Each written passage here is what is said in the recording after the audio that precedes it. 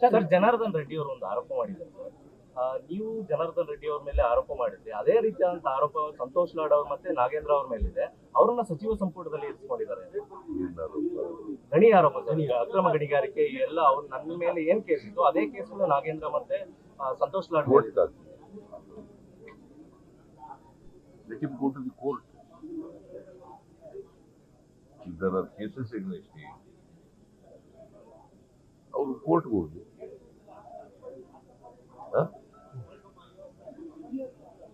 ತಪ್ಪುಗಳಿದ್ರೆ ಸಾಕ್ಷ್ಯ ಇದ್ರೆ ಕೋರ್ಟ್ಗೆ ಹೋಗಿ. ಅಲ್ಲ, ನೀವು ಹೋರಾಟ ಮಾಡಿದ್ರಿ ಸರ್ ಜನಾರ್ದನ್ ರೆಡ್ಡಿ. ಹೋರಾಟ ಬೇರೆಯಪ್ಪ.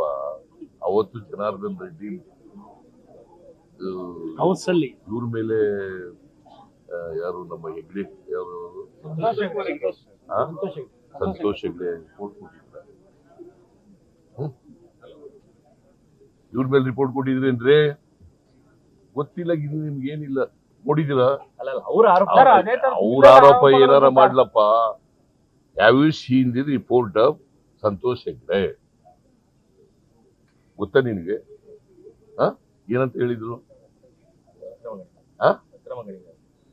ಏನ್ ಅಕ್ರಮ ಗಣಿಗಾರಿಕೆ? ಓದೆಲ್ಲ ಬರೆಯಲ್ಲ, ಸುಮ್ನೆ ಪ್ರಶ್ನೆ ಕೇಳೋದು. ತಿಳ್ಕೊಂಡ್ ಮಾತಾಡಿ ನೀವು. ಶ್ರೀ ಸಂತೋಷ್ ಹೆಗ್ಡೆ ಅವರು ವರದಿ ಕೊಟ್ಟಿದ್ದಾರೆ. ಜನಾರ್ದನ್ ರೆಡ್ಡಿ ಅವರು ರಿಪಬ್ಲಿಕ್ ಆಫ್ ಬಳ್ಳಾರಿ ಮಾಡಕ್ ಹೊರಟಿದ್ದಾರೆ. ಅಕ್ರಮ ಗಣಿಗಾರಿಕೆ ಮಾಡ್ತಾ ಇದ್ದಾರೆ, ಕೋಟಿಗಟ್ಟಲೆ ಹಣ ವಸೂಲು ಮಾಡ್ತಾ ಇದ್ದಾರೆ ಅಂತ ಕೊಟ್ಟಿರೋದು ವರದಿ. ಅದರ ಆಧಾರದ ಮೇಲೆ ನಾನು ಚಳುವಳಿ ಮಾಡಿದ್ದು. ಅದನ್ನ ಅಸೆಂಬ್ಲಿನಲ್ಲಿ ಪ್ರಸ್ತಾಪ ಮಾಡಿದೆ. ಅವರು ನನ್ನ ಮೇಲೆ ಜಗಳಕ್ಕೆ ಬಿದ್ದರು, ಯಡಿಯೂರಪ್ಪನವರು, ಜನಾರ್ದನ್ ರೆಡ್ಡಿ, ಗುಂಪು ಎಲ್ಲ. ಅದಕ್ಕೆ ನಾನು ಪಾದಯಾತ್ರೆ ಮಾಡಿದೆ. ಓದ್ಕೊಂಡಿದ್ದೀನಿ, ನೀವೆಲ್ಲ ತಿಳ್ಕೊಳ್ಬೇಕಲ್ಲ ನೀನು. ಅಲ್ಲಿ ಅದರಲ್ಲಿ ಸಂತೋಷ್ ಹೆಗ್ಡೆ ಅವರು ಸಂತೋಷ್ ಲಾಡ್ ಮೇಲೆ ಇನ್ನೊಬ್ಬರ ಮೇಲೆ ಕೊಟ್ಟಿಲ್ಲ ವರದಿ. ಈಗ ಹೇಳಿದ್ರೆ let him go to the court.